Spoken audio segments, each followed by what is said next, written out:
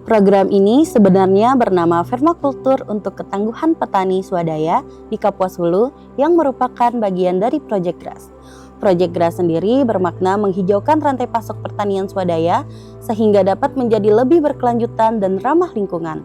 Proyek ini merupakan proyek dari GIZ yang merupakan proyek kerjasama antara pemerintah Indonesia dan pemerintah Jerman, khususnya dengan Kementerian Pertanian. IDEP terlibat dalam proyek GRAS sebagai salah satu mitra pelaksana, dan kami di proyek ini bergerak secara khusus di bidang permakultur dan membawa program permakultur ke 9 desa sasaran yang tersebar di 6 kecamatan yang ada di Kapuas Hulu. Permakultur sangat identik dengan pertanian karena permakultur memandang pangan sebagai hal dasar yang membangun kehidupan.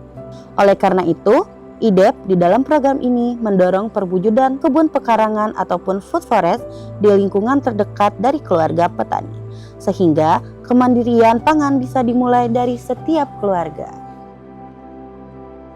Ketahanan pangan itu adalah kegiatan yang istilahnya itu membantu pendapatan keluarga. Nah, yang selalu orang kaitkan berkaitan dengan ketahanan pangan itu adalah tanaman yang di perkarangan rumah. Itu yang disampaikan kadang-kadang kan mereka dari kecamatan biasa juga menyampaikan kepada ibu-ibu PKK.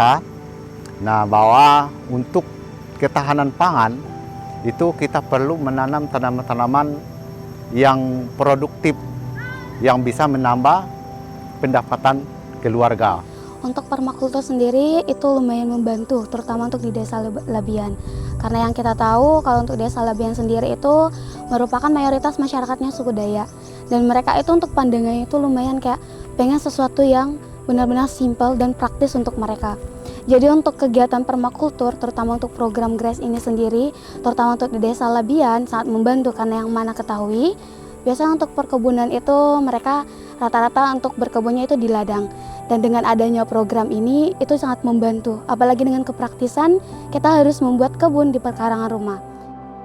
Sebelumnya memang kita berkebun, tapi yang namanya kita berkebun kayak model dulu kan ya sedikit gimana gitu. Jadi untuk menambah pengetahuan pas ada tawaran dari Rose kemarin tuh, jadi kita ikut, kita belajar buat pupuk kompos, buat penggunaan musa.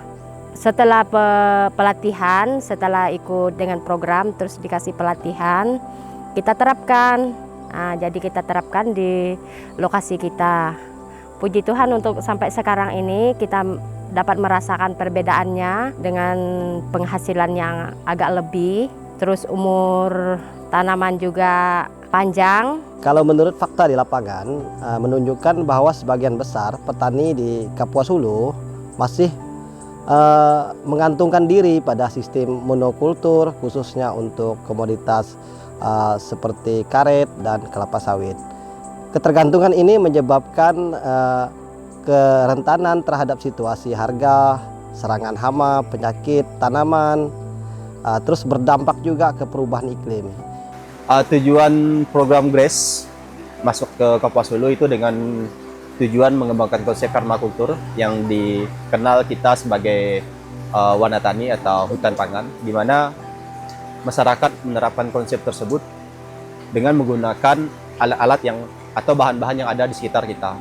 Sebagai contoh, macam pembuatan pupuk kompos itu dia bisa menggunakan medianya batang pisang, di mana batang pisang itu dicacah dan diterapkan di salah satu kebun masyarakat atau petani kita. Dengan harapan ketika program ini masuk bisa membantu perekonomian baik dari kebutuhan rumah tangga sampai dengan pemasaran. Ya, saya sempat ragu. Soalnya karena sebelumnya kita belum pernah dapat pengetahuan yang seperti ini. Apakah ini nanti berdampak baik atau bagaimana gitu. Jadi walaupun dalam keraguan, kita coba diskusi dengan keluarga, dengan bapak terutama. Apa salahnya bapak bilang, apa salahnya kita coba. Tak akan mungkin orang ngasih pelatihan gitu kalau memang belum diterapkan, belum ada nyatanya gitu. Jadi kalau dulunya kita itu menanam tanaman di kebun saya ini dulu cuma beberapa tanaman yang betul-betul kita anggap penting lah gitu. Tapi dengan adanya pelatihan yang diadakan oleh kawan-kawan IDEP itu kepada kita, jadi saya lebih paham sekarang itu rupanya untuk menanam tanaman di pekarangan rumah itu perlu beragam. Karena kalau kita menanam tanaman itu satu macam di dalam suatu tempat itu hamanya jadi fokus ke satu tanaman. Sehingga kondisi kebun saya di sini ini kelihatannya segar dan subur karena memang sudah diperlakukan sedemikian rupa. Sebelum kami mengikuti program GRAS, kami dari para petani belum mengetahui cara tes kesuburan tanah. Setelah kami mendapatkan pelatihan dari GRAS, kami bisa mengetahui kesuburan tanah tersebut. Kami juga bisa mengetahui ciri tanah yang subur, mengetahui bagaimana cara kita menyisihkan benih yang bagus dan pemberian pupuk kepada tanaman, membuat pupuk organik dan lain sebagainya. Nah, setelah ada GRAS tuh, adalah mereka tuh minat yang biasa hanya nanam cabai di depan rumah, sekarang mulailah mereka berkebun di sebelah rumah, kayak tanaman sayuran, cara-cara mereka bikin pupuk. Perubahan untuk secara pribadi, dikarenakan sering berkebun, setidaknya untuk kebutuhan sehari-hari tidak perlu beli lagi, Bang. Itu yang pastilah. Bumbu dapur kayak cabai, kayak sayur-sayuran tidak pernah beli lagi sekarang. Setelah adanya pelatihan, kita mengetahui, oh ini cara model pembibitan, oh ini cara pembenihan, oh ini cara mengetahui tanah kita subur atau enggak gitu kan. Jadi proses pelatihan kita dapatkan itu menambah kembali wawasan yang pernah kita dapatkan dari pengalaman kita bertani. Jadi kita tahu nih, biasakan kita ambil aja satu biji cabai misalnya, padahal itu kan ada yang paling bagus untuk ditanam yang bagian mana. Jadi kita dengan adanya pelatihan itu kita tahu nih dari GRAS itu kan, oh ternyata kita ambil bagian yang ini yang cocok untuk pembibitan. Terus kita juga diajarkan bagaimana pengolahan ini pembuatan bibit supaya bisa digunakan dalam jangka panjang. Jadi kita bisa nyimpan di bibit tapi aman gitu, bisa tumbuh dalam waktu 1 tahun misalnya kan. Karena kalau kita bikin selama ini ya udah yang pakai sekali pakai langsung kita tanam udah. Tapi kita belum menguasai teknik dalam pembuatan bibit secara jangka panjang, dan itu kita dapatkan di IDEP seperti itu. Teknik yang saya rasakan pribadi membawa dampak yang baik ataupun mengejutkan, yaitu cara pemempatan lahan yang kecil tapi maksimal fungsinya. Jadi ini dulunya itu cuma 4 macam tanaman yang saya tanam, sekarang di sini ada 23 macam tanaman bisa saya tanam dengan lokasi yang sangat kecil ini, dengan sistem pengolahan tanaman yang bagus, dengan menggunakan kompos tanpa merusak alam. Masyarakat sangat antusias mengikuti program yang dilaksanakan oleh IDEP ini. Mereka sangat-sangat ingin belajar dan sangat-sangat ingin memperoleh pengetahuan dari program IDEP ini tersebut. Mereka banyak bisa berkebun selama ini, ternyata gagal. Nah, ternyata setelah kita jelaskan bahwa sebelum melakukan pertanian atau perkebunan itu harus mengetahui dulu tingkat keasaman tanah itu tersebut. Nah, maka mereka sangat tertarik sekali dan sangat membantu sekali kegiatan IDEP ini dalam memberikan wawasan pengetahuan kepada masyarakat, sehingga itu menimbulkan minat mereka untuk tertarik mengikuti kegiatan pelatihan dari IDEP ini. Kisah yang menginspirasi bagi saya itu salah satu petani yang khususnya di Desa Setunggul bernama Pak Subanjar. Dia setiap kegiatan dia aktif terus dalam pertemuan. Dia juga misalnya kalau hari hujan, jalannya becek, dia tetap turun kegiatan. Dia membangkitkan semangat petani-petani lain di desa tersebut.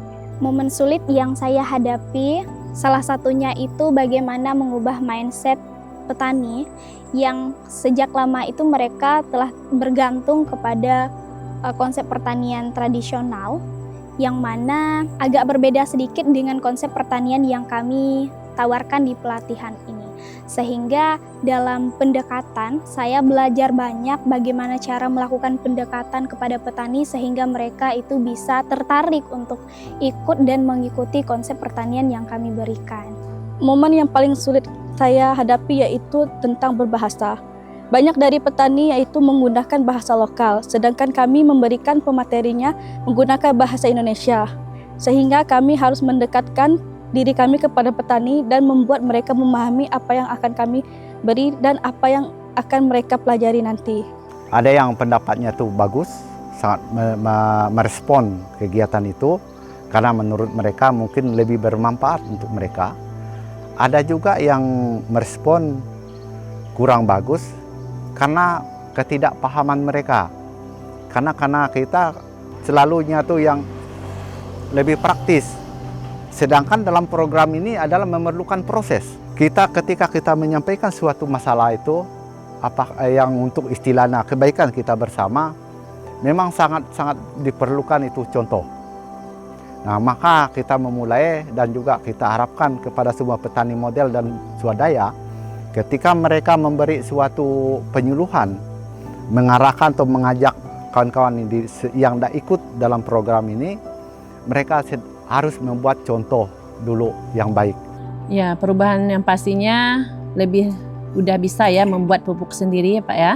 Pertanian biasanya kita menggunakan kimia gitu kan, untuk tanamannya. Sekarang kita udah bisa nih olah sendiri dengan bahan-bahan ada yang bahan organik, sampah organik yang biasa kita langsung buang. Terus kita sekarang udah bisa memanfaatkannya untuk pembuatan pupuk alami. Seperti itu Pak, itu perubahan yang sekarang ya. Secara nilai ekonomi mungkin belum terlalu signifikan karena kita masih untuk skala rumah, untuk keluarga ya. Masih untuk skala kebutuhan rumah saja. Kami dan teman-teman setelah adanya pelatihan dari IDEP, kami sangat antusias, sangat senang sekali sehingga kami mengadakan percobaan-percobaan penanaman-penanaman di sekitar lingkungan kami. Sehingga lingkungan kami sekarang banyak tanaman-tanaman yang bermanfaat untuk kedepannya. Saya memiliki kisah inspirasi dari salah satu petani model dampingan saya. Dia adalah seorang ibu rumah tangga, namun setelah mengikuti pelatihan ternyata beliau sangat antusias dalam menerapkan ilmu-ilmu yang didapatkan dalam pelatihan. Beliau itu punya kebun yang tidak begitu luas, tetapi mencakup semua komponen kebun atau tanaman yang beliau tanam itu untuk konsumsi rumah tangga. Beliau itu dapat melakukan penerapan pengolahan produk yang telah kami ajarkan seperti pembuatan bumbu-bumbu kering, kemudian pembuatan cemilan-cemilan seperti keripik singkong, keripik talas, itu beliau hasilkan dari kebun beliau yang tidak sebegitu besar. Nah, di sini yang sangat menginspirasi adalah beliau itu bisa menciptakan dari hasil produk yang beliau olah itu bisa beliau jual di sekitaran desa, bahkan pemesanannya juga ada yang di luar dari desa. Untuk harapan kedepannya sih kayaknya masih selalu ingin dibimbing lagi lah Bang, ingin punya banyak pengetahuan lagi tentang berkebun, itu yang pasti harapannya kan, karena kadang-kadang kita ibu-ibu itu kan banyak kegiatan, kadang lupa dengan kegiatannya. Jadi kalau bisa sih terus minta dibimbing gitu ya. Mengadakan pelatihan-pelatihan baik cara menanam tanaman-tanaman, cara menanam, terus itu penggunaan kompos, pengolahan kompos, pembuatan mol, terus cara mengatasi kesuburan tanah dengan mengukur kesuburan tanah sehingga petani ketika menanam tidak istilahnya tuh tanam sembarang tanam gitu. Harapan saya nih program ini untuk masa depan nih harus terus berlanjut dan supaya kami ini lebih memantapkan lagi pengetahuan kami dan pengetahuan kami itu semakin bertambah dan saling berkesinambungan dan itu nyambung terus gitu. Seperti yang udah dilatih sama GRAS yang dulu dan yang kedepannya lagi itu terus menerus berlanjut.